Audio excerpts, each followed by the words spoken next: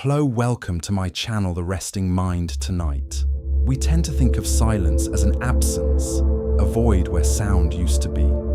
But in the ancient lungs of our planet, silence is not an emptiness, it is a signal. It is a biological indicator that the great chaotic energy of the atmosphere has finished its work and moved on, leaving behind a world that has been washed clean.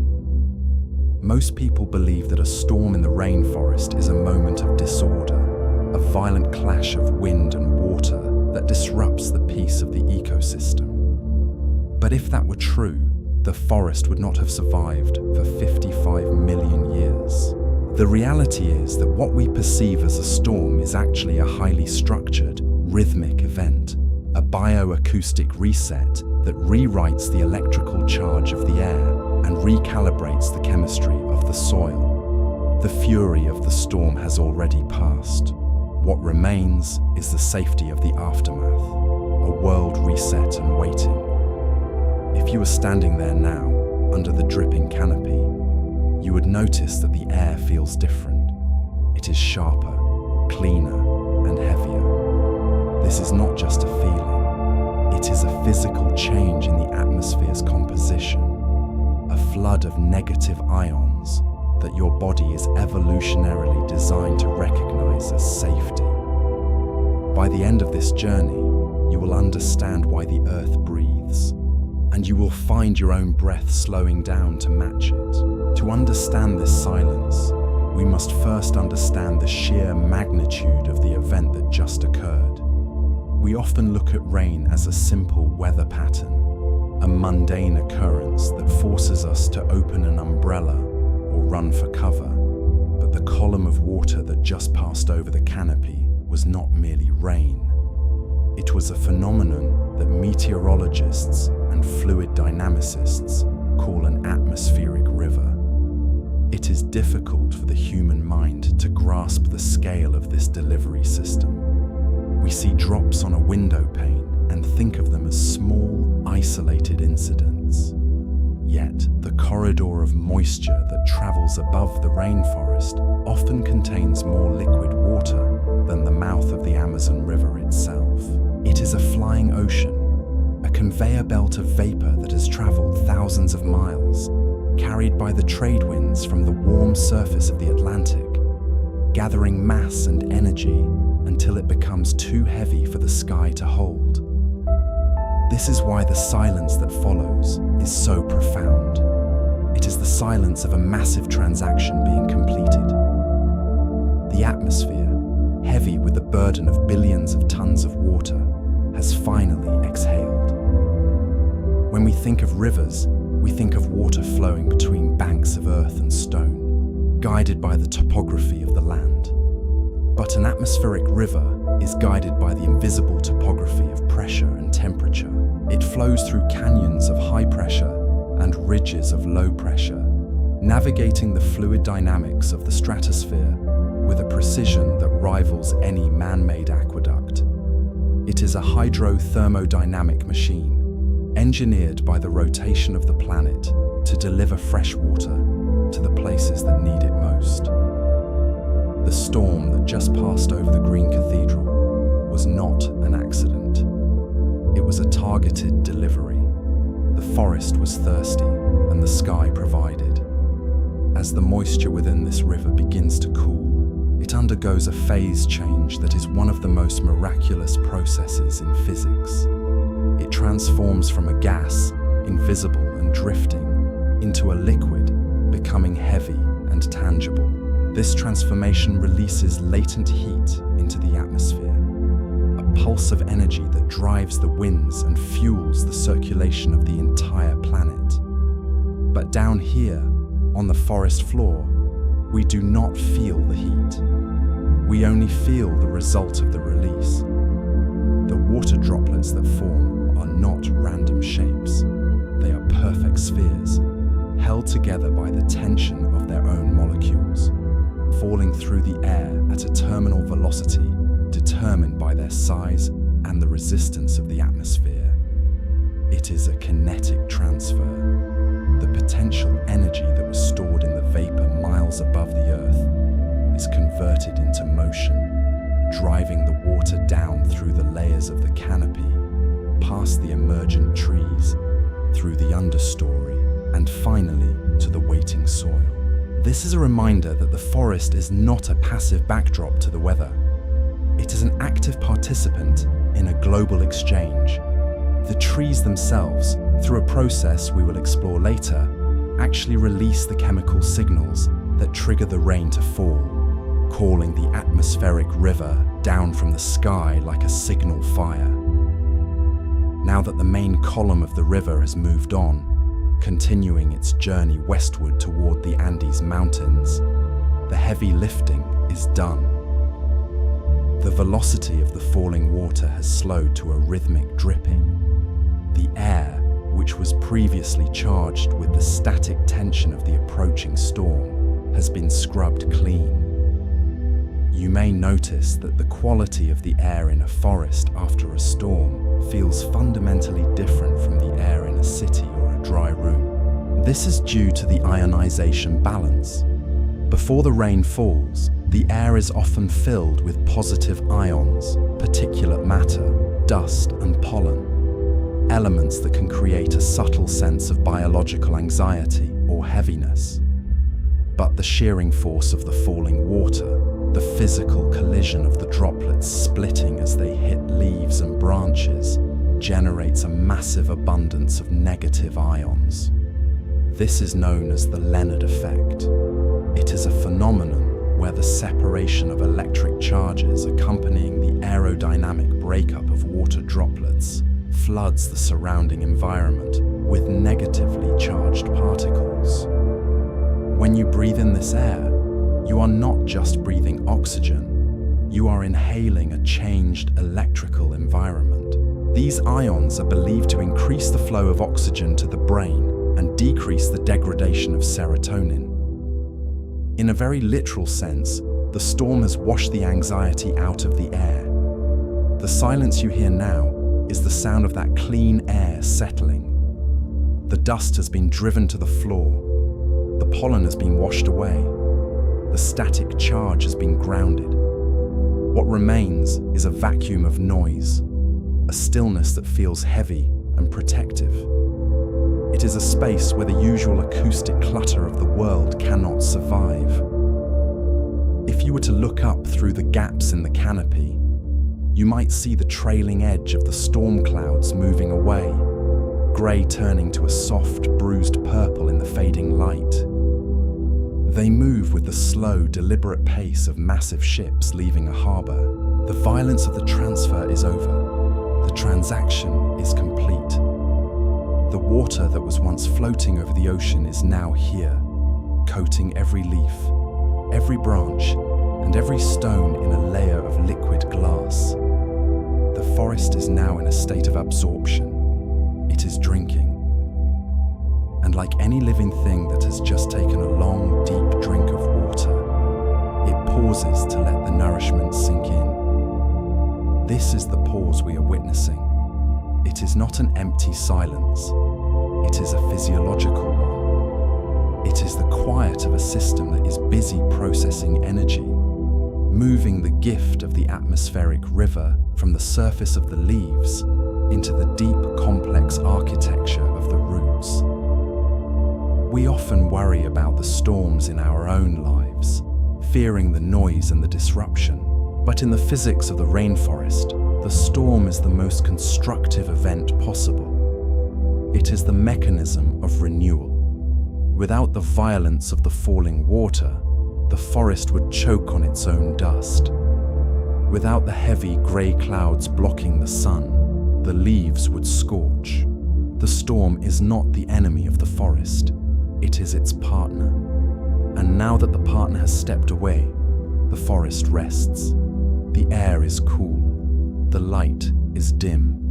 The only sound is the rhythmic, hypnotic dripping of the excess water finding its way down, drop by drop, to the earth below.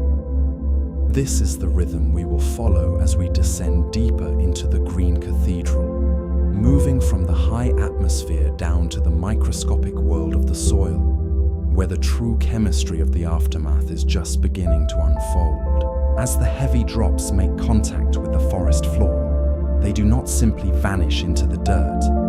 They initiate a complex chemical conversation that has been waiting for this exact moment of impact. You may notice that the air suddenly carries a distinct earthy weight, a scent that feels ancient and universally familiar, triggering a quiet response in the deepest parts of the human brain. We often call this scent fresh rain, but science gives it a more precise name: petrichor. It is a word derived from the Greek petra, meaning stone, and ichor, the fluid that flows in the veins of the gods. Yet the source of this aroma is far more humble and microscopic than mythology suggests.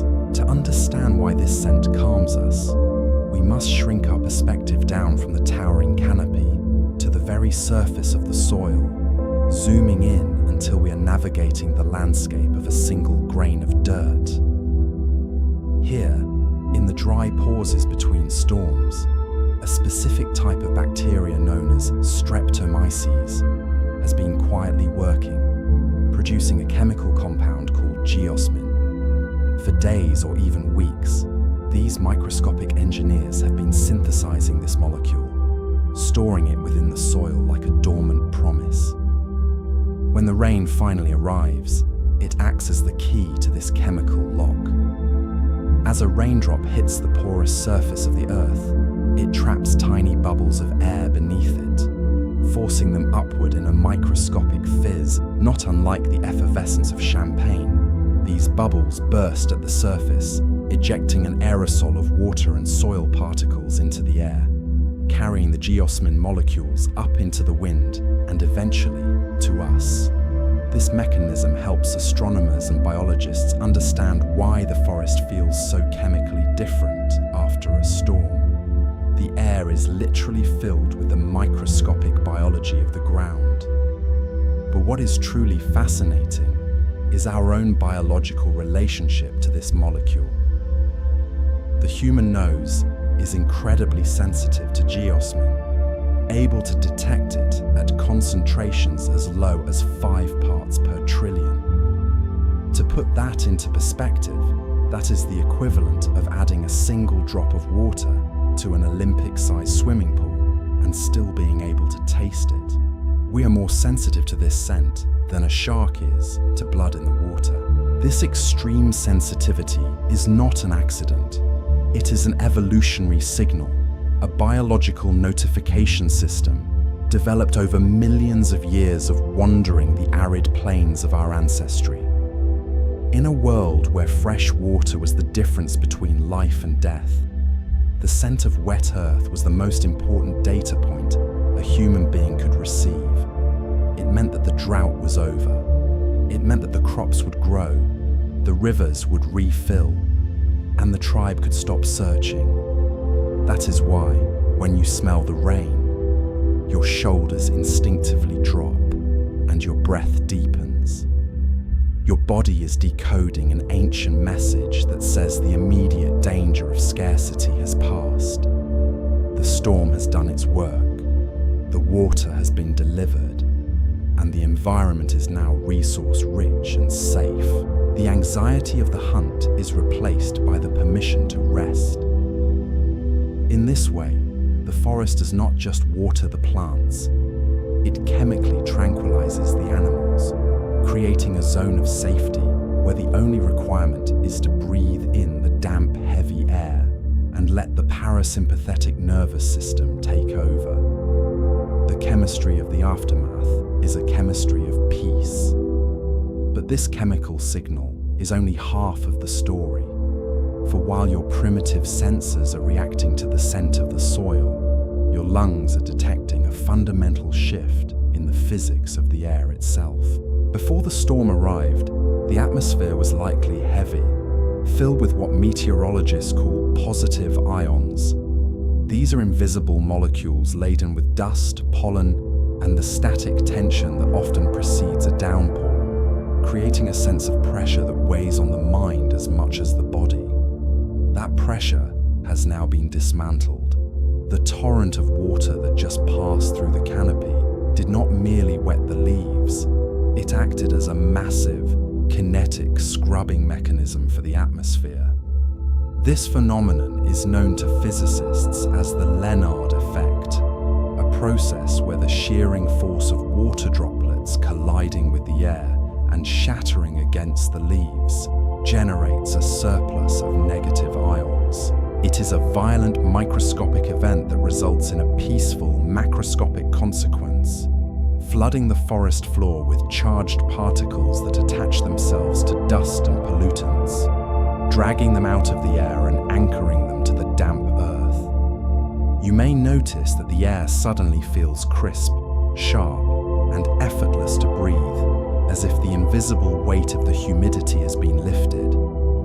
This is not an illusion. It is the feeling of an atmosphere that has been physically washed clean of its particulate burden. The forest is no longer holding its breath, and neither are you. The static charge that builds anxiety in biological systems has been grounded, replaced by a negative polarity that increases the flow of oxygen to the brain and signals the parasympathetic nervous system that the danger has passed. In this way, the storm acts as a circulatory reset for the planet, a necessary flush that clears the stagnant energy of the heat and replaces it with a cool, charged clarity. The air is now empty of noise and empty of dust, leaving only a pure, transparent medium through which we can begin to see the details of the world that remains.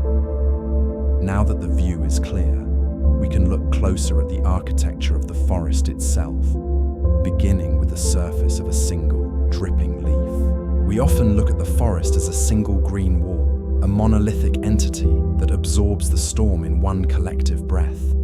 But to understand the true silence that follows the rain, we must dissolve this generalization and look closer at the architecture of a single leaf. If you were to stand perfectly still in this aftermath, you would notice that the forest is not actually wet in the way a piece of fabric gets wet. It does not soak up the deluge like a sponge, for if it did, the immense weight of the water would snap the branches and tear the canopy apart. Instead, the forest has engineered a way to interact with water that is as much about physics as it is about biology. This is a phenomenon known as superhydrophobicity, or more poetically, the lotus effect. It is a reminder that the most advanced engineering on Earth is not found in our skyscrapers or our primitive dams, but on the surface of a monstera leaf. If you could shrink down to the size of a dust mite and walk across this green landscape, you would see that the surface is not smooth at all. It is a rugged terrain of microscopic wax pillars, a vast field of peaks and valleys that are too small for the human eye to resolve, but are massive enough to hold a water droplet aloft. When the rain hits this surface, it does not spread out. It is rejected. The water is forced to bead up into a perfect sphere, held together by its own surface tension, hovering on a cushion of air trapped between those wax pillars. It is a pearl of liquid that never truly touches the leaf it rests upon. This is why, after the storm, the forest glitters. You are not seeing wet leaves. You are seeing billions of individual lenses, each one a temporary magnifying glass reflecting the returning light of the sky. This architecture serves a critical purpose beyond simple dryness. It is a self-cleaning mechanism, a way for the plant to wash its own skin. As the heavy sphere of water rolls across the waxy surface, it picks up every particle of dust, every spore of fungus, and every trace of debris, encapsulating them within the drop. It is a gravity-powered custodial system that requires no energy from the tree, only the passive acceptance of the rain. And then there is the exit. You may notice that many leaves in the rainforest do not end in a rounded curve, but but taper off into a long, slender point. Botanists call this a drip tip, but we can think of it as a release valve. It is a funnel designed to channel that heavy, cleaning sphere of water away from the center of the organism and drop it precisely where it is needed most. The leaf tilts under the weight, the drop races down the central vein, accelerates toward the tip, and then, in a moment of perfect suspension, it falls. This is the rhythm of the aftermath. It is not a chaotic dripping, but a calculated distribution of resources.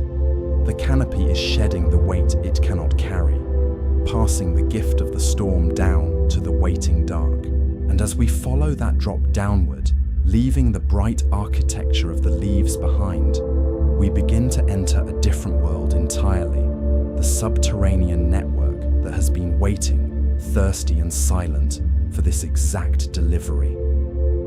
But to understand the magnitude of this arrival, we must first look away from the soil and turn our gaze upward, tracing the trajectory of the water back to its source. If we were to pull our perspective back, rising up through the layers of the steaming canopy, past the drift of the mist, and into the upper atmosphere, we would see that the storm was not a chaotic event. It was a highly organized, linear structure. Meteorologists call this phenomenon an atmospheric river. These are long, narrow regions in the atmosphere, filamentary structures of concentrated moisture that act like a global conveyor belt. The column of rain that just passed over this forest was not merely a collection of clouds. It was a massive, flowing ribbon of hydrothermodynamic energy, transporting water vapor from the warm tropics toward the poles. Data suggests that a strong atmospheric river can transport an amount of water vapor roughly equivalent to 15 times the average flow of liquid at the mouth of the Mississippi River. In many cases, the sky above the forest is carrying more water than the Amazon River itself. It is a river in the sky, suspended in a state of potential energy, defying gravity until the precise moment of release. This moisture travels thousands of miles, driven by the rotation of the Earth and the thermal differentials of the jet stream. It is a vast, invisible transaction. The ocean evaporates, the wind transports, and the forest receives. When this high-velocity corridor of moist air encounters the physical barrier of the mountains, it is forced upward. As the air rises, it cools, and the capacity of that air to hold water decreases rapidly. This forces a phase change. The vapor condenses into liquid, releasing latent heat into the atmosphere and dropping its heavy cargo onto the canopy below. What we perceive as a storm is simply the physics of this delivery system completing its cycle. The violence of the rain is the sound of the atmosphere balancing its equation, scrubbing the sky of its burden so that the air may once again become light. Now that the river in the sky has passed, the river on the ground can begin its work. The moment a raindrop strikes the dry, porous earth, it does not merely splash. It performs a delicate act of physics that bridges the gap between the atmosphere and the soil. Inside the forest floor, billions of microscopic bacteria have been waiting in a dormant state, surviving the heat by producing a chemical compound that acts as a spore-preserving oil. When the rain arrives, the kinetic impact of the water traps tiny bubbles of air against the soil surface, forcing them to rise through the droplet and burst, ejecting aerosols into the breeze like a microscopic champagne toast. This mist carries a chemical payload known as geosmin. It is a metabolic byproduct of the Streptomyces bacteria, and it is responsible for the distinct earthy perfume that permeates the air after a storm, a scent science calls petrichor. But what is truly fascinating is not just the chemistry of this release, but your biological relationship to it. The human nose is exquisitely tuned to detect geosmin, far more sensitive to this compound than we are to the scent of flowers or smoke. We can detect it at concentrations as low as 5 parts per trillion. To put that in perspective, that is the equivalent of detecting a single specific drop of water in an Olympic-sized swimming pool. This sensitivity is not a coincidence.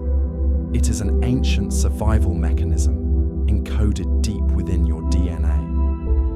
For our ancestors wandering the arid plains, this scent was not just a pleasant aroma. It was a navigational beacon. It signaled that fresh water was nearby, that the dry season had broken, and that life could sustain itself for another cycle. That is why, when you inhale the damp, musky air of the rainforest, your shoulders instinctively drop and your breath deepens. Your body is receiving a chemical message that has meant safety for 200,000 years. The storm has passed, the water has returned, and the earth is breathing again. But the restoration is not merely chemical. It is also electrical, a fundamental shift in the invisible architecture of the air around you. Before the storm breaks, the atmosphere is often saturated with positive ions, a static heaviness that accumulates in the humid air, creating a subtle, almost imperceptible tension that the body registers as a primitive form of anxiety. This is the weight of the waiting world. However, as the water begins to descend, a transformation known in physics as the Leonard effect begins to rewrite the charge of the forest. As each droplet collides with a leaf or shatters against the soil, the shearing force separates the electric double layers on the water's surface, stripping electrons and releasing a massive, invisible tide of negative ions into the canopy. The rainforest effectively becomes a bioelectric generator, flooding the environment with charged particles that act as a natural solvent for stress. These negative ions bind to airborne particulates, dust, pollen, and the microscopic debris of the dry season, making them heavy enough to fall to the forest floor, physically scrubbing the atmosphere until it is pristine. What you perceive as a crisp, sharp freshness in your lungs is actually the sensation of inhaling air that has been stripped of its resistance. This change increases the flow of oxygen to the brain and slows the degradation of serotonin, allowing the nervous system to downshift from a state of alert to a state of drift.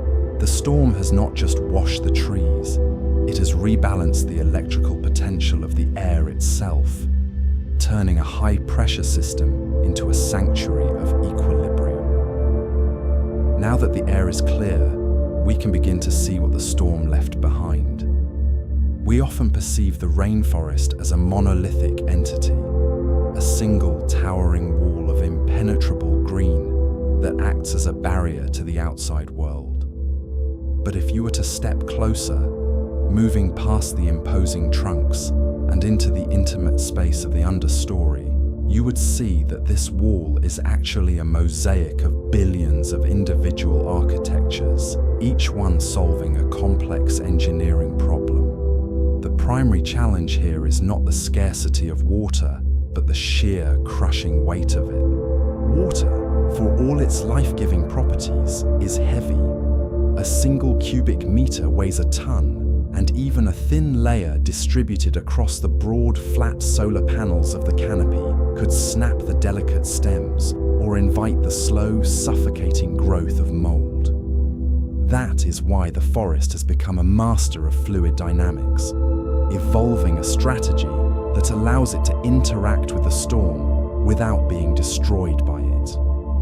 If you look at the surface of a single leaf right now, hovering in the post-storm stillness, you may notice that it is not wet in the way a piece of fabric or stone gets wet. The water does not soak in, It sits atop the surface, curled into a perfect, shimmering jewel. This is known to botanists as superhydrophobicity, often referred to as the lotus effect. To the naked eye, the leaf appears smooth, perhaps even polished like jade. But on a microscopic scale, the surface is a rugged, alien landscape, covered in billions of tiny wax pillars and crystalline structures. These nanofeatures create a cushion of air between the plant and the liquid, a physical barrier that prevents the water from ever truly touching the leaf itself. Because the water cannot flatten itself against this waxy cuticle, it retreats into the most efficient shape in the universe, the sphere. These droplets act as temporary lenses, magnifying the intricate veins of the leaf beneath them, holding the green world in a suspended state of clarity. They do not cling, they balance. The cohesion of the water molecules is stronger than their adhesion to the plant, creating a tension that holds the droplet together in a tight, trembling bead. And as gravity gently pulls at them, they do not slide in a streak. They roll. They tumble across the surface like marbles on glass, gathering dust, spores, and debris as they move, cleaning the surface of the leaf as they travel toward the edge, performing a silent, self-cleaning ritual that keeps the plant healthy and able to breathe. This architectural genius culminates in the shape of the leaf itself. You may notice that many of the plants here do not end in a rounded curve, but in an elongated, tapered point known as a drip tip. These are the gutters of the rainforest, precision-engineered spouts that channel the heavy water away from the structural center of the leaf and guide it safely to the drop-off point. It is a system designed to shed weight as quickly as possible, ensuring that the leaf can spring back to its optimal position to catch the sun the moment the clouds break. The result of this microscopic engineering is the soundscape you hear right now. It is no longer the chaotic roar of the atmospheric river, but the precise metronomic rhythm of the aftermath. It is a slow, hypnotic cadence. Plip, plip, plip, as a million leaves shed their burden one drop at a time. It is the sound of a system resetting itself, shedding the weight of the past to prepare for the light that will eventually return. This is not just water falling. It is a transfer of energy, moving from the canopy, where it is a burden, to the floor, where it becomes a drink. We often look at the forest as a single, impenetrable green wall, a monolithic entity that absorbs the storm as one vast organism. But to truly understand the silence that follows the rain, we must shift our perspective from the macro to the micro, focusing our attention on the architecture of a single leaf. If you were to stand perfectly still and observe the foliage next to you, you might expect the leaves to be sodden, heavy, and soaked through like a piece of fabric left in the rain. Yet, they are not. This is because the forest has engineered a way to interact with water that defies our intuition. On the surface of a generic monstera or a broad palm frond, there exists a microscopic landscape that is invisible to the naked eye, a field of billions of tiny wax pillars that create a rough, uneven texture at the nanoscopic scale. This phenomenon, known to botanists as the lotus effect, ensures that the water droplet never actually touches the surface of the leaf itself. Instead, it sits perched atop these pillars, suspended on a cushion of air, held together by the tight, invisible skin of its own surface tension. Because of this extreme hydrophobicity, the water does not spread out or soak in. It beads up into a perfect, shimmering sphere. If you look closely at one of these suspended drops, you may notice that it acts as a temporary lens, capturing the inverted image of the canopy above in high-definition clarity. A tiny contained world of green and grey, held in a jewel of liquid. It is a moment of perfect stillness. But the leaf is designed for movement, not just storage. Gravity eventually takes hold, and the sphere begins to roll. It moves with zero friction, gliding over the waxy cuticle, picking up dust and debris as it goes, cleaning the plant as it travels toward the edge. Many of these leaves terminate in long, tapered points called drip tips, evolutionary spouts designed to channel the water away from the roots immediately below, flinging it outward to the wider forest floor. It creates a rhythmic, solitary descent, a silent engineering marvel that ensures the tree does not drown in the very element it needs to survive. When gravity finally claims the droplet, pulling it from the waxy tip of the leaf, it does not simply hit the ground. It enters a complex living filter. The forest floor is not solid earth, but a sponge of decaying matter, a soft, porous layer of humus that accepts the rainfall without resistance, allowing the water to sink past the surface, past the visible roots, into the cool, dark embrace of the subsoil. Here, in the eternal twilight of the underground, billions of microscopic white threads wait to drink. You may notice that the soil is bound together by these delicate filaments, known as the mycelial network. It is a vast subterranean web of fungal hyphae that acts as the neural system of the forest, connecting trees of different species in a symbiotic exchange that predates human civilization by millions of years. Helps botanists understand that the forest is not a collection of isolated individuals fighting for resources, but a single, interconnected organism. As the water saturates the soil, these microscopic filaments absorb the moisture, swelling with the influx of fresh hydrogen and oxygen. Through a process of hydraulic redistribution, the network begins to move the water laterally, carrying the drink to the trees that need it most. It flows to the saplings hidden in the deep shade and to the giants standing on the dry ridges, trading this precious liquid for the sugars produced by photosynthesis in the canopy above.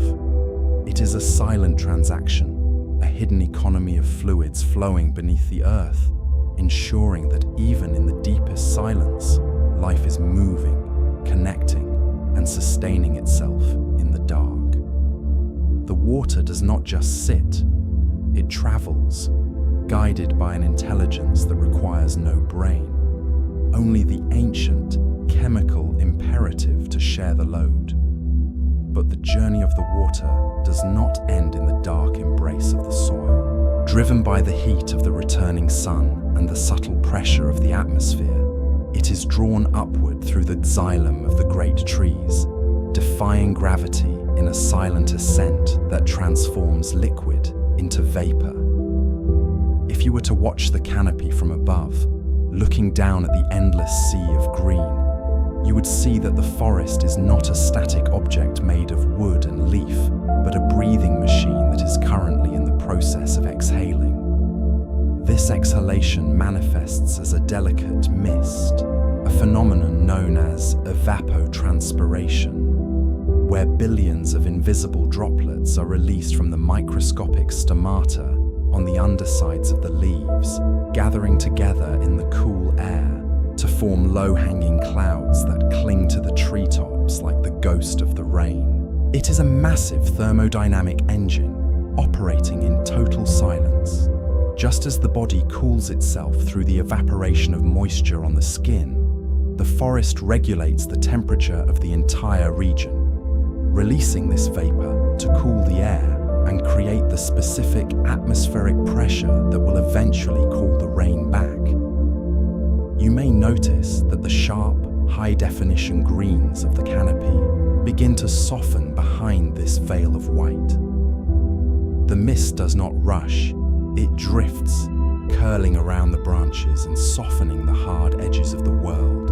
turning the distinct shapes of the trees into a soft, impressionist painting of emerald and silver. The water that fell with such weight and velocity only an hour ago has now become weightless again, floating upward in a silent vertical river that connects the earth back to the sky, completing the lower half of the great hydrologic loop. And with this rising vapor comes a profound shift in the frequency of the forest. You might expect the receding rain to signal the immediate return of the choir, the chaotic symphony of insects and birds that defines the tropical day. But the forest does not work that way. Instead, there is a pause, a sacred gap between the cessation of the downpour and the resumption of the song.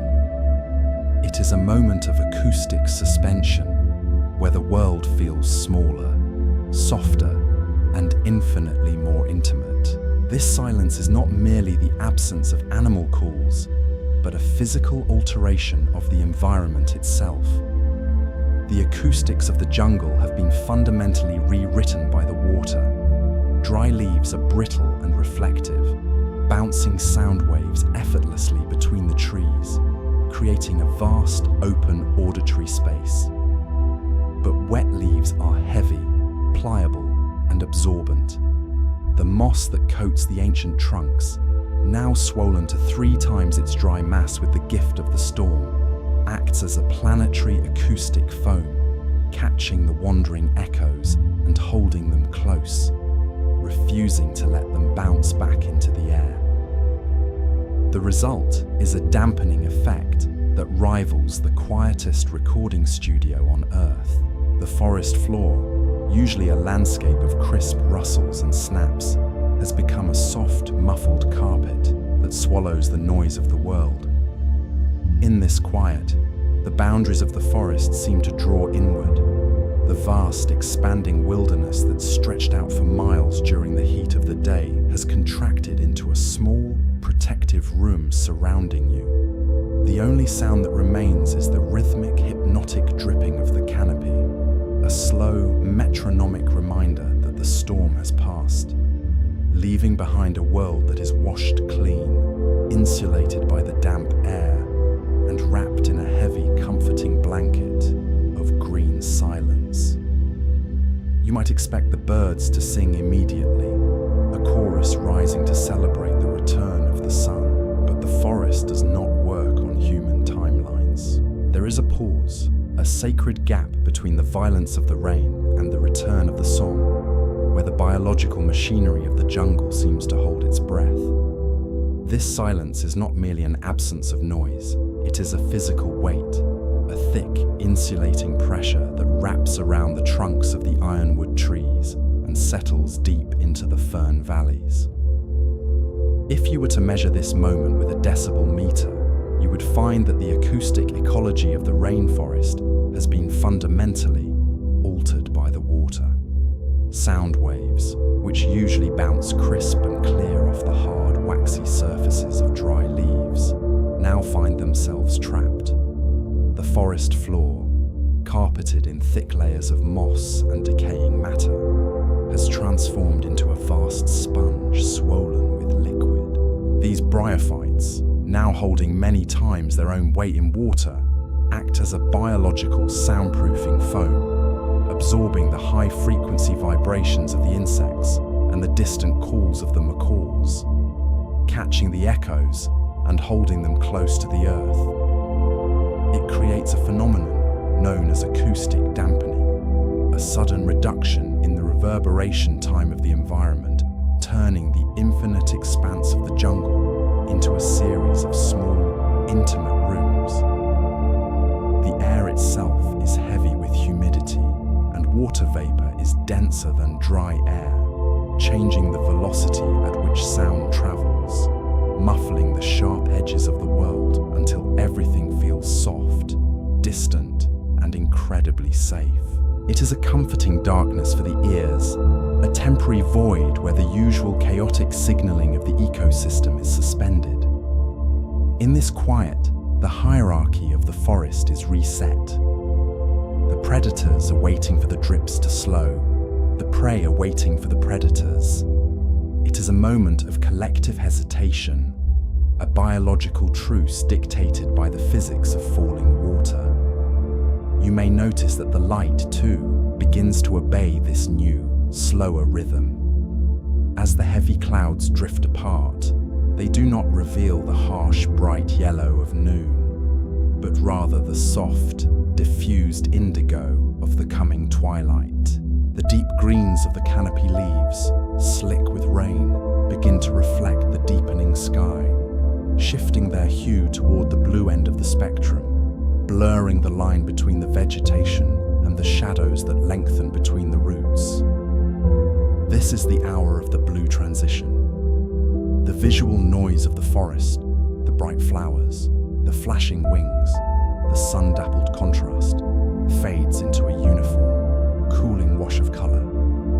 It is a signal to the circadian rhythms of every living thing, from the smallest beetle to the great jaguar, that the time for hunting and hiding is pausing, replaced by the time for drifting. The forest is not dead, it is simply charging, absorbing the moisture and the silence in equal measure, preparing for the slow, nocturnal shift that will soon take over.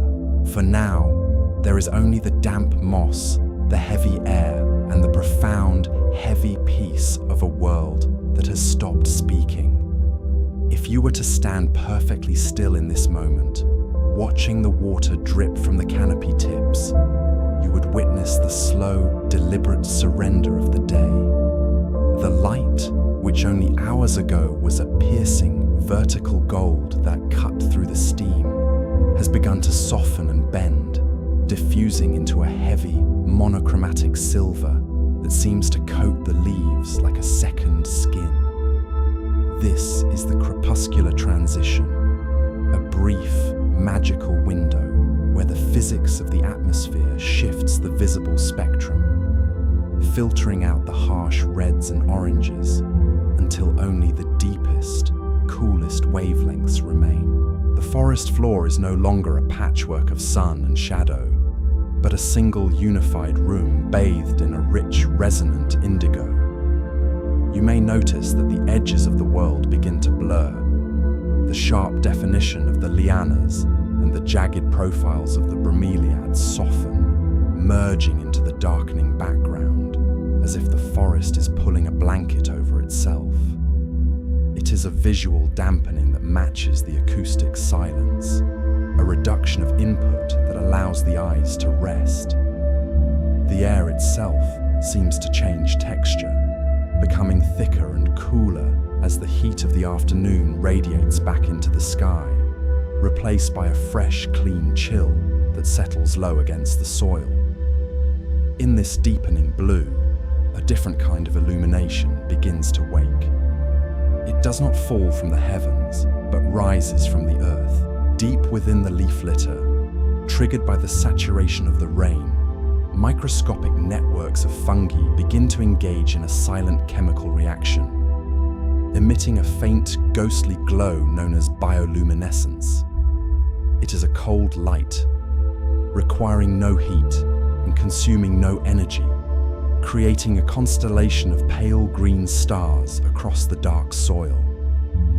The gold of the sun is gone, replaced entirely by the silver of the twilight, and the forest has transformed into a sanctuary of shadow, a place where the darkness is not an emptiness, but a protective, velvet weight that holds the world still. Deep beneath the bioluminescent glow of the forest floor, the water begins its final migration. It has dripped from the canopy, rolled down the waxy architecture of the leaves, and filtered through the intricate mesh of the root systems, finally gathering in the cool, dark aquifers of the earth. Here, in the silence of the soil, the water obeys a simple, ancient law, surrendering to the gentle pull of gravity that guides it blindly toward the lowest point. This is the second life of the storm, the atmospheric river that once flowed miles above our heads, carrying the weight of oceans in the sky, has now become a river on the earth. It seeps through the bedrock, emerging slowly as a clear, cold spring, joining with 1,000 other tiny trickles to form a silver ribbon that winds through the trees. It does not rush.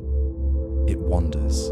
The stream moves around the stones, not through them, accepting the path of least resistance with a fluid grace, just as your mind is now accepting the quiet pull of sleep. In the moonlight, the surface of the water is a mirror, reflecting the indigo sky and the silhouette of the sleeping canopy. It carries the memory of the clouds and the scent of the geosmin, drifting past the moss-covered banks where the ferns lean in to drink. There is no urgency here, only a continuous rhythmic flow, a soft murmuring that sounds like a hushed conversation between the water and the stones. It is a journey home, a slow drift toward the sea, moving with the same patient certainty that turns the stars overhead. And as the water flows, it carries away the debris of the day, washing the forest clean, leaving behind only the stillness, the shadow, and the deep, resonant peace of a world at rest. This movement begins invisibly, deep within the leaf litter and the porous architecture of the soil, where the saturation point has finally been reached. The earth, having drunk its fill, now allows the excess to escape, releasing tiny, silent trickles that emerge from beneath the roots of the great ironwood trees. These are the first timid breaths of the new stream, the terrestrial resurrection of the atmospheric river we witnessed hours ago. The massive conveyor belt of moisture that once floated miles above the canopy, invisible and weightless, has condensed, fallen, and is now manifesting as a physical silver ribbon winding through the darkness of the understory. It is a transformation of energy, from the potential energy of the cloud to the kinetic energy of the flow, a shift that happens without fanfare or violence. You may notice that the water does not rush, nor does it attempt to carve a straight line through the complex topography of the forest floor. Instead, it wanders. It accepts the geometry of the earth, bending around the ancient stones rather than fighting them, slipping between the gnarled roots of the fig trees, and pooling in the hollows left by fallen branches. It follows the path of least resistance, a fundamental law of physics that feels less like a rule and more like a philosophy of total acceptance. There is a profound comfort in watching this surrender. The water does not worry about the destination. It simply trusts gravity to guide it home. As these small, wandering veins of water find one another, they merge, their individual boundaries dissolving to create something stronger, deeper, and quieter. The sound changes from the bright staccato dripping of the leaves to a low, continuous hum, a frequency that resonates with the alpha waves of a resting mind. It is a heavy, sliding sound, the friction of water against moss and stone, acting as a white noise machine engineered by geology itself. In the faint, filtered light of the moon that is now beginning to pierce the breaking clouds, the surface of this growing stream looks like liquid mercury, heavy and opaque. It carries with it the nutrients of the forest, the dissolved minerals, and the memories of the storm, transporting them away from the center of the woods toward the distant, waiting sea. It is the circulatory system of the planet returning blood to the heart. And just as the water releases its tension, allowing the slope of the land to carry it down into the deep, welcoming valleys, you too can release the tension of your own holding, allowing the gravity of sleep to pull you gently and inevitably toward your own rest. As the river widens, the urgency of the descent begins to fade, replaced by a vast, spreading stillness where the water no longer rushes but simply exists. It moves with a heavy, ancient slowness, carrying the memory of the high canopy and the dark soil into the open arms of the estuary, where the fresh water of the forest finally meets the salt of the tide. This is not an end, but a transformation, a point where the individual definition of the single drop dissolves into the collective depth of the ocean. You may notice that the boundary between the river and the sea is invisible, just as the boundary between waking and sleeping is a soft, undefined edge that you are currently drifting across. The water does not fight to remain separate. It accepts the vastness, surrendering its weight to the greater body, sinking down into the comforting darkness of the deep. There is no separation between the drop and the sea, just as there is no separation between this moment and your rest. Down in the depths, the turbulence of the surface is forgotten, replaced by a slow, rhythmic pulse that mimics the beating of a heart at rest. The silt settles, the currents slow to a standstill, and the water finds its equilibrium in the eternal silence of the deep. It is a place of total suspension, where gravity no longer pulls, but holds. And so, the cycle is complete. The storm that began in the upper atmosphere, that fell with such intensity upon the leaves, that traveled through the roots and the soil and the streams, has finally come home. The violence of the rain has been processed, filtered and calmed, leaving behind a world that is washed clean. The storm will return, of course, for the atmosphere is a living engine that never truly stops. But that is a problem for another time, a concern for a waking mind that is not yours right now. For this moment, in this quiet dark, the cycle has paused. The silence we found is not empty, it is full. Full of life, full of water, and full of peace. The forest sleeps, the water sleeps, and so do you. We tend to think of silence as an absence, a void where sound used to be. We imagine it as a pause button pressed on the world, a lack of data, a moment where nothing is happening. But in the ancient lungs of our planet, silence is not an emptiness, it is a signal. Tonight, we are going to listen to the rainforest, but not in the way you might expect. We are not here for the chaotic crescendo of the storm, nor for the bright, noisy chorus of the morning birds. We are here for the in-between. We are here for the heavy, dripping quiet that follows the rain. Most people think of a storm as a violent event, a chaotic disruption of the peace. But if we look at the physics of the atmosphere, the storm is actually a structured delivery system, a massive thermodynamic transaction that has just been completed. The fury has moved on. The wind has died down. What remains is the safety of the aftermath. A world washed clean, reset, and waiting. By the end of this journey, you will understand why the earth breathes, and you will find your own breath slowing down to match it. You will see that the silence is not empty. It is loud with biological data, a quiet hum of restoration that tells every living thing, from the microbial networks in the soil to the conscious mind drifting off to sleep, that it is safe to rest. The column of water that just passed over the canopy contained more liquid than the mouth of the Amazon River.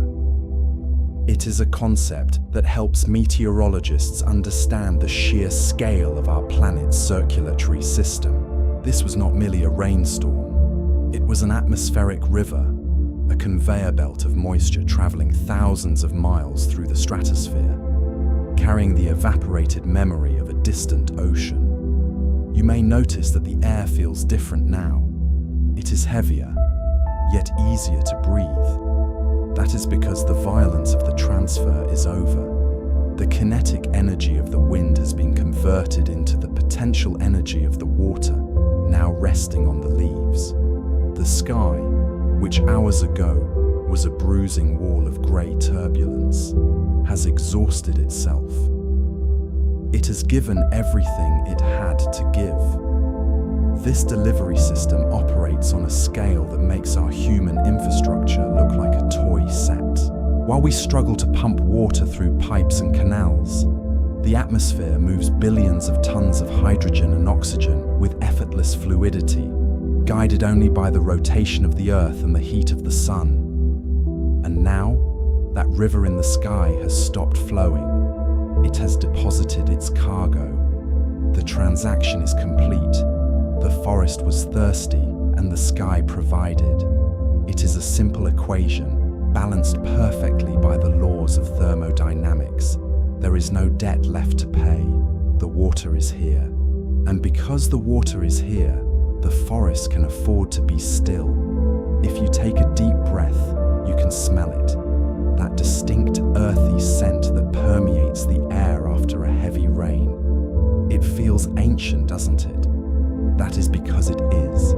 We call this scent petrichor. It is a word derived from the Greek petra, meaning stone, and ichor, the fluid that flows in the veins of the gods.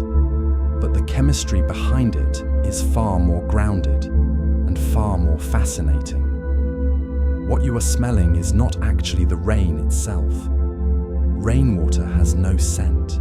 You are smelling a compound called geosmin. It is a molecule produced by billions of microscopic Streptomyces bacteria living in the soil.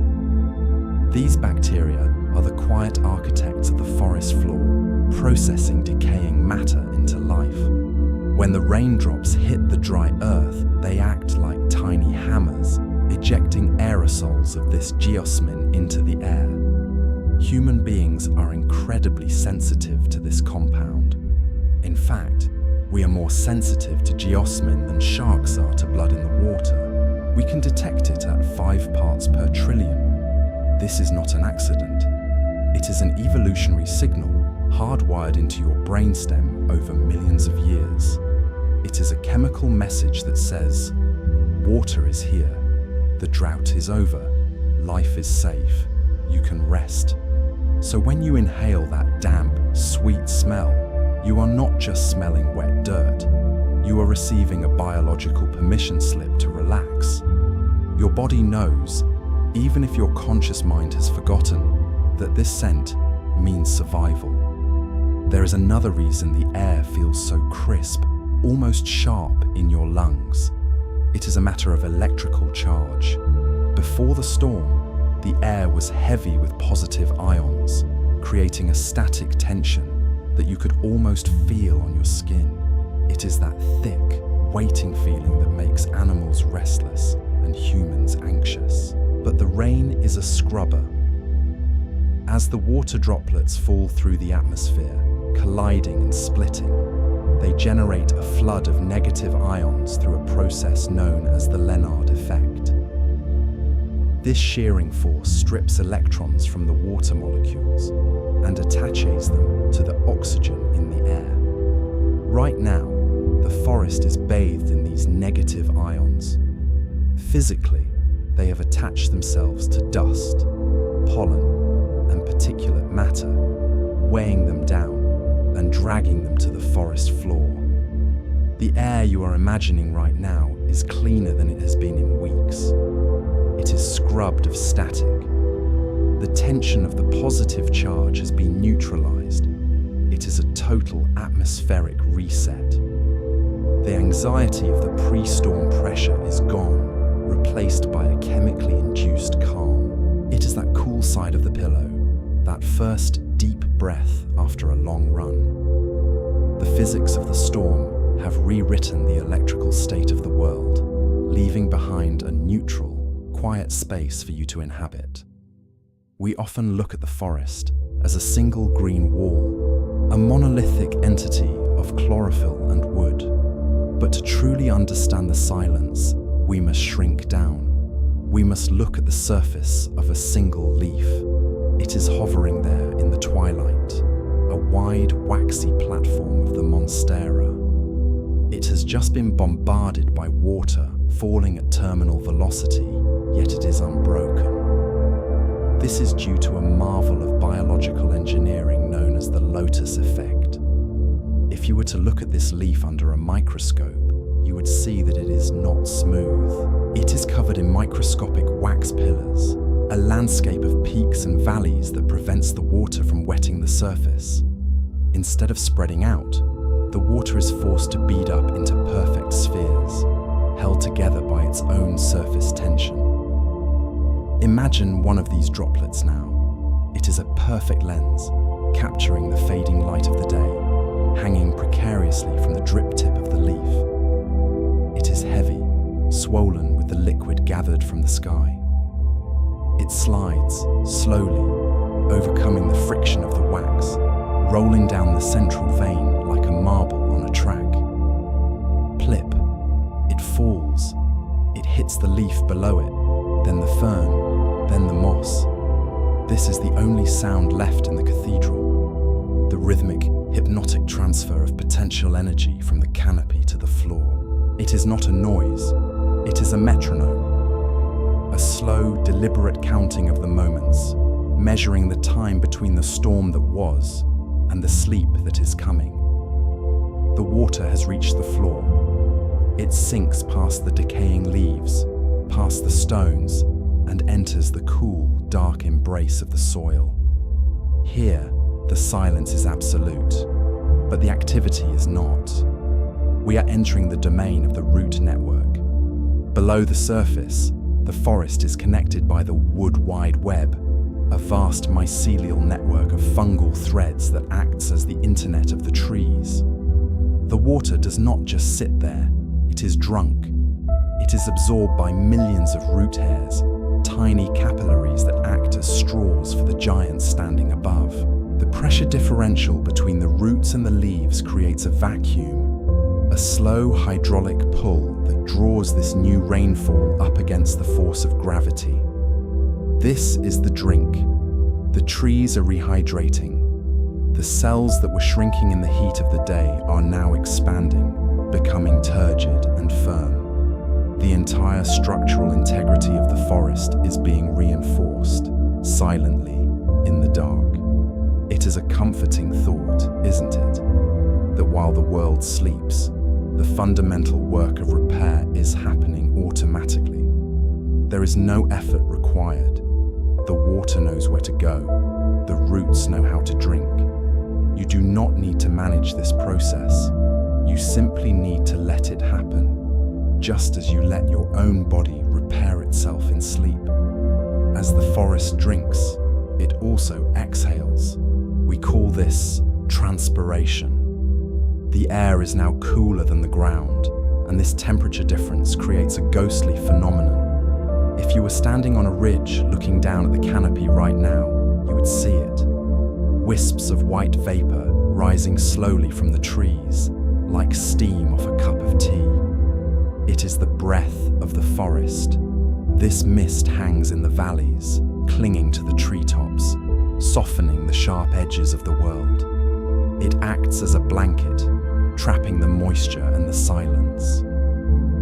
It blurs the line between the earth and the sky, creating a soft, diffuse world where nothing is distinct and everything is connected. The forest is not static. It is a breathing machine, and right now, it is exhaling the stress of the storm, releasing it as a gentle vapor that drifts aimlessly in the twilight. Watch the mist rise. It doesn't rush. It curls and folds over itself, drifting wherever the slight currents of air take it. It is the visual definition of letting go. You might expect the birds to sing immediately after the rain stops, but there is a pause, a sacred gap between the violence of the rain and the return of the song. The animals are hunkered down, waiting for the dripping to stop, waiting for the warmth to return. In this gap, the acoustics of the forest change. The dry, crunchy leaves of the afternoon are gone, replaced replaced by soft, damp sponges. The moss, swollen with water, acts as a sound dampener, absorbing the echoes and holding them close. If you were to speak in this forest, your voice would not carry. It would be swallowed by the wet bark and the heavy air. This creates a sense of intimacy, a feeling of being in a small, private room within the vastness of the woods. The background hiss of the world has been turned down. The high frequencies are muted. All that remains is the low, resonant thrum of the earth itself. It is an acoustic cocoon, designed by physics to isolate you from the noise of the day. The forest has built a recording studio of silence, and you are standing in the center of the booth. The light is failing now. The gold of the sun, which fought its way through the storm clouds, has surrendered to the silver of the twilight. The greens of the leaves are deepening, shifting from emerald to jade, and finally to a deep, restful indigo. This is the crepuscular shift. The day shift is clocking out. The night shift, the slow, cool operators of the dark, is waking up. But they are not noisy. They are creatures of stealth and patience. Somewhere in the undergrowth, a bioluminescent fungus begins to glow, a faint, ghostly green that mirrors the stars that are hidden behind the clouds. It is a cold light, requiring no heat, no fire. It is simply there, a beacon in the damp dark. The shadows lengthen and merge, erasing the separation between the trees. The forest is becoming a single entity. You can no longer tell where one tree ends and another begins. The visual data is fading, reducing the load on your brain. There is less to process, less to analyze, just a soft, dark blur that invites your eyes to close. The water that fell from the sky, that rolled off the leaf, that bypassed the roots, has found another path. It has joined the thousands of other drops, coalescing into a tiny rivulet, then a stream, and finally, the river. The river in the sky has become the river on the earth. Listen to it. It is not the roaring flood of the storm. It is the steady, meandering flow of the aftermath. The water does not rush. It wanders. It moves around the stones, not through them. It accepts the path of least resistance, just as you are accepting the pull of sleep. It is heading home. Every drop of water is on a journey back to the ocean. It may take days or weeks or years, but it will get there. There is no hurry. The cycle is eternal. The water you hear now is the same water that rained down on the dinosaurs. The same water that will rain down on civilizations yet to be born. It is timeless. And in its timelessness, there is peace. Imagine you are one of those drops. You are no longer separate. You are part of the flow. You are drifting, suspended in the cool, dark current, moving effortlessly toward the deep. The banks of the river are blurring. The sound of the forest is fading behind you. There is only the sensation of weightlessness, of being carried by a force greater than yourself, down, deep, slow. There is no more friction, no more gravity holding you to the leaf. You are free. You are drifting toward the vast, silent ocean that waits for us all. The ocean of sleep, the ocean of rest. There is no separation between the drop and the sea, just as there is no separation between this moment and your rest. The current slows, the water widens, the silence deepens. Resolution. The storm will return, of course. The cycle will begin again. The sun will rise, the heat will build, and the clouds will form. But that is a problem for another time. That is a task for the waking world. For now, the cycle is complete. The work is done. The atmosphere has balanced its books. The soil has been fed. The air has been scrubbed clean. The silence we found is not empty. It is full. full of life, full of water, and full of peace. The forest sleeps, the water sleeps, and so do you. We tend to think of silence as an absence, a void where sound used to be. But in the ancient lungs of our planet, silence is not an emptiness, it is a signal. Tonight, we are not just listening to the rain, we are observing a bioacoustic reset, a moment where the physics of falling water rewrites the electrical charge of the air and the chemistry of the soil. The fury of the storm has already moved on. What remains is the safety of the aftermath, a world washed clean, reset, and waiting. You may notice that the air feels different here, sharper, heavier, and yet easier to breathe. This is not an accident. It is the result of a massive hydrological transaction that has just taken place above the canopy. By the end of this journey, you will understand why the Earth breathes, and you will find your own breath slowing down to match it. To understand the silence, we must first understand the noise that preceded it.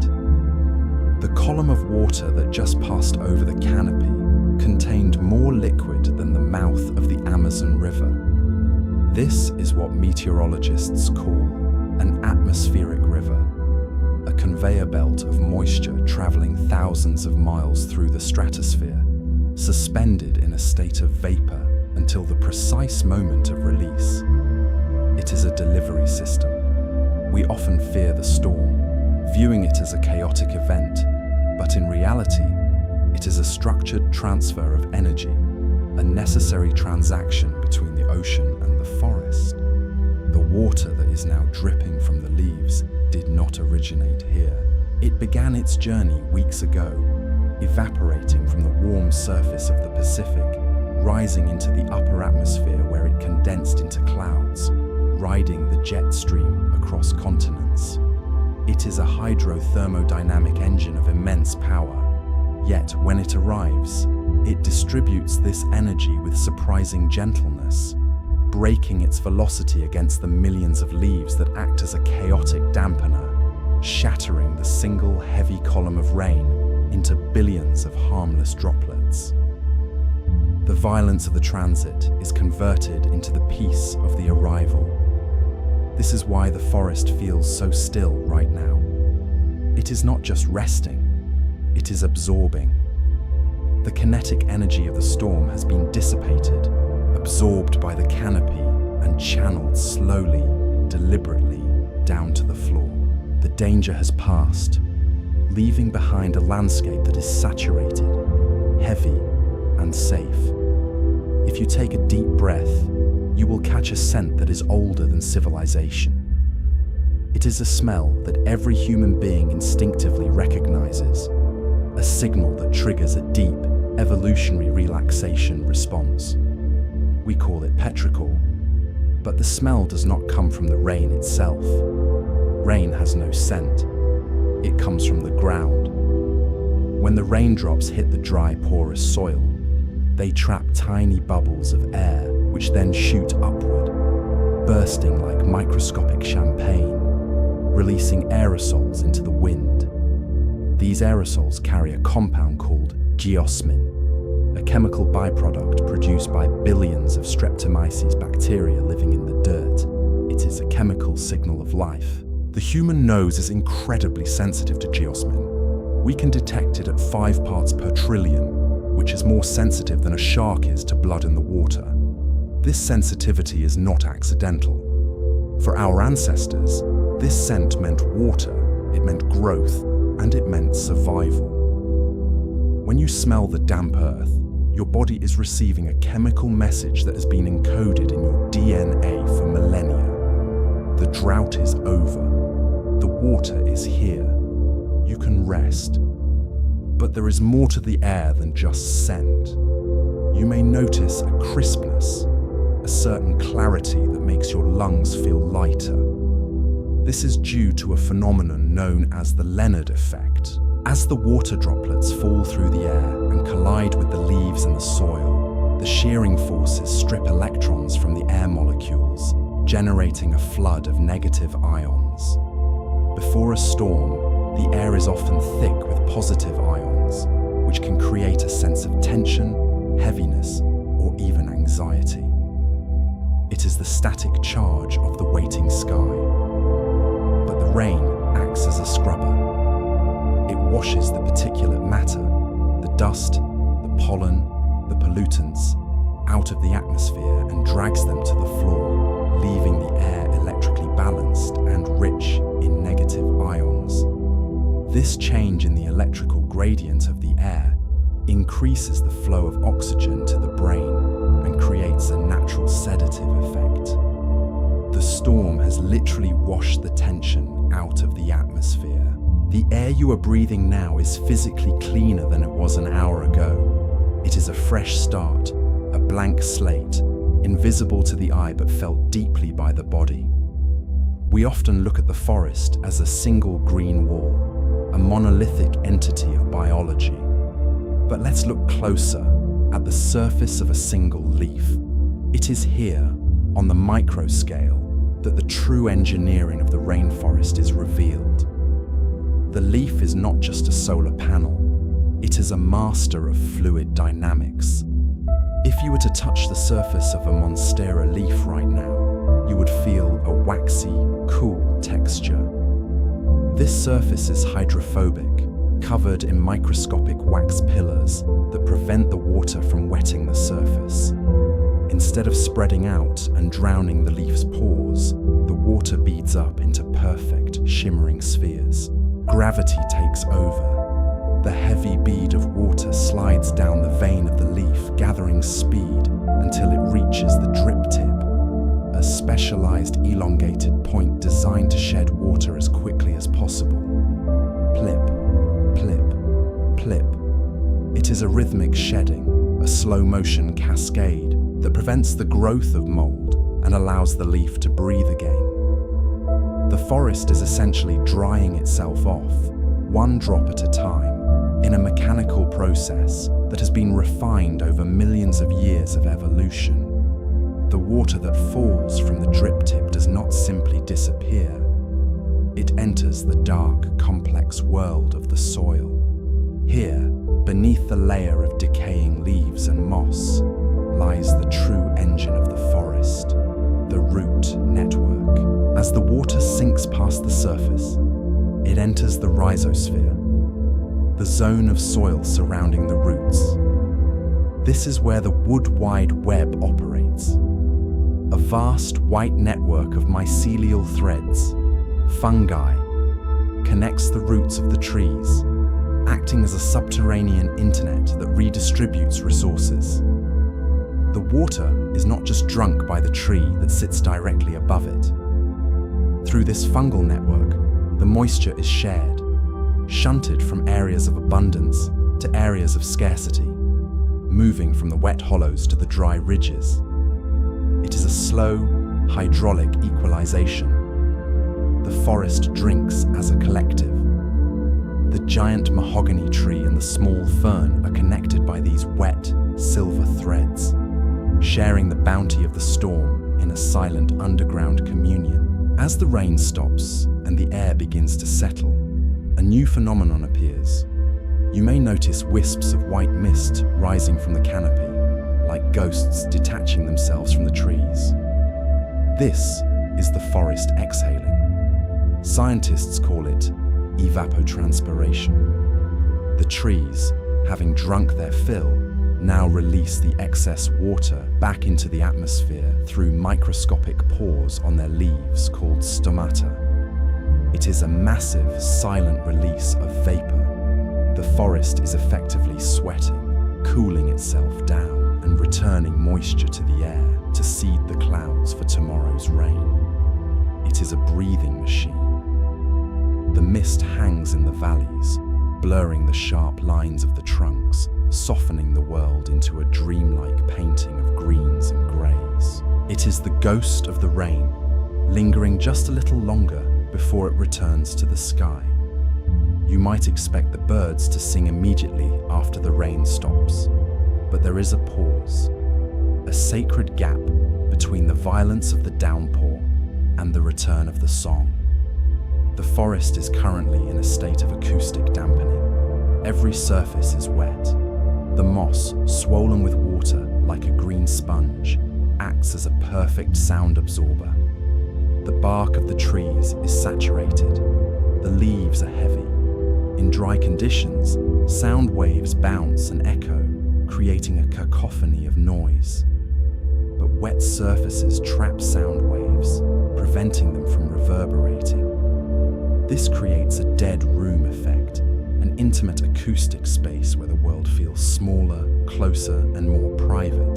The only sound is the rhythmic dripping of the water, a slow metronomic beat that mimics the ticking of a clock that is winding down. It is a natural lullaby, a white noise generated by the physics of gravity and water.